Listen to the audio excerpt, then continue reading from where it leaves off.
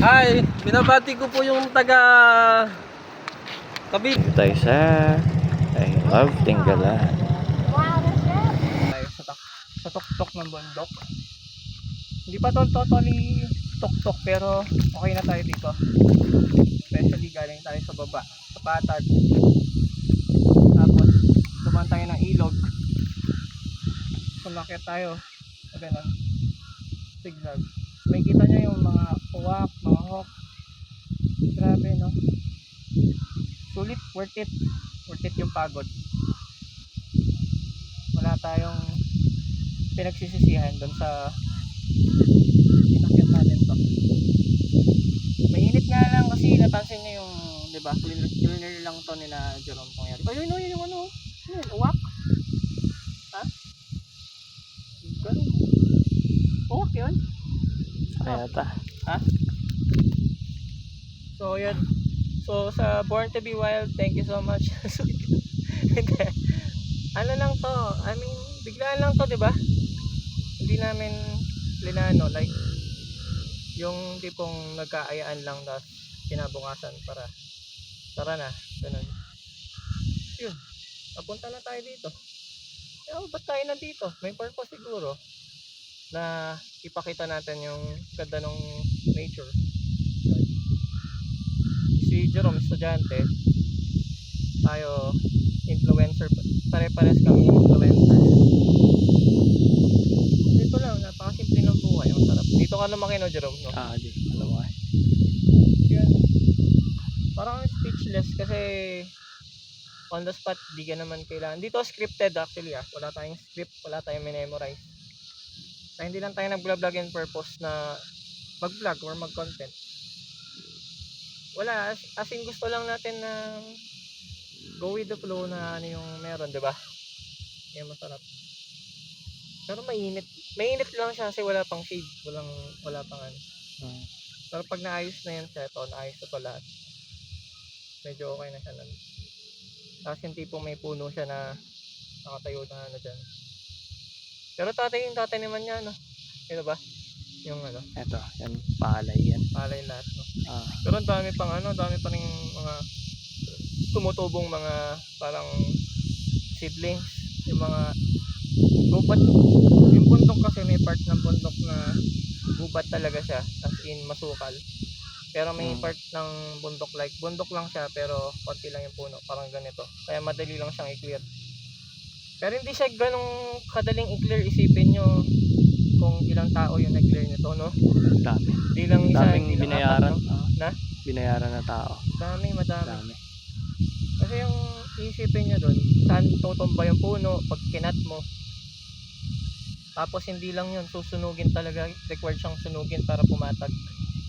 Ang hirap pa man din, isipin mo yung slope ng bundok. Kung paano yung slope ng bundok, 'di ba?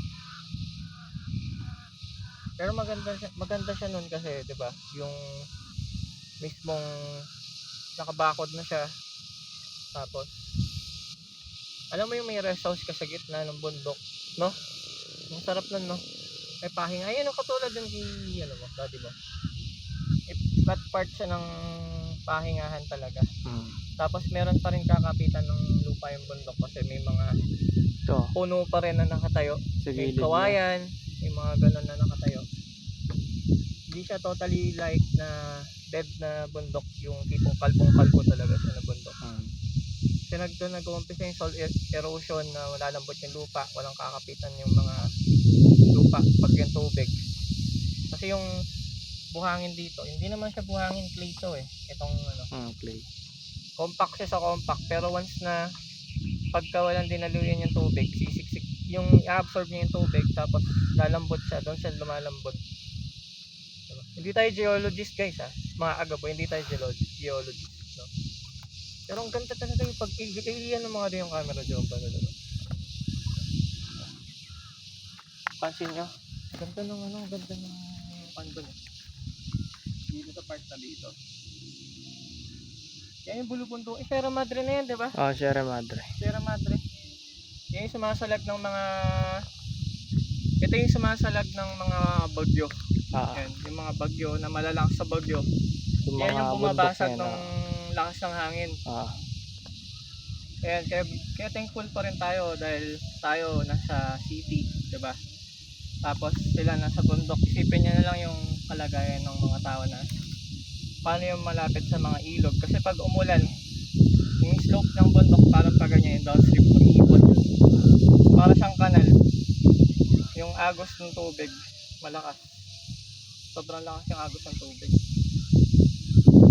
Saka ano, maraming diskarte o diploma siguro. Parehas, no? Parehas. Hindi hindi reason yung magrereklamo ka bakit ganito yung ano.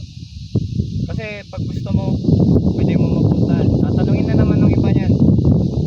Kailangan ka masyado, kailangan. Tulad ng tatay ko, military yan. Pero Hindi tayo military. Ay, hindi, hindi tayo. yung ano yung tatay ko. Oo, yung pala, yung papa niya. Tinan mo, diskarte yung ina niya. Diba? Yun. So, saludo pala tayo sa mga reservists. Yan, sa mga, yun nga, sa mga military. Kasi when it comes dun sa experience, mas nakakakuha tayo sa kanila ng skill, diba? Yung diskarte, paano nila nagagawa yung ganito na isipin mo yung ilang taon yung aabutin na i-clear yung ano, ilang buwan, diba?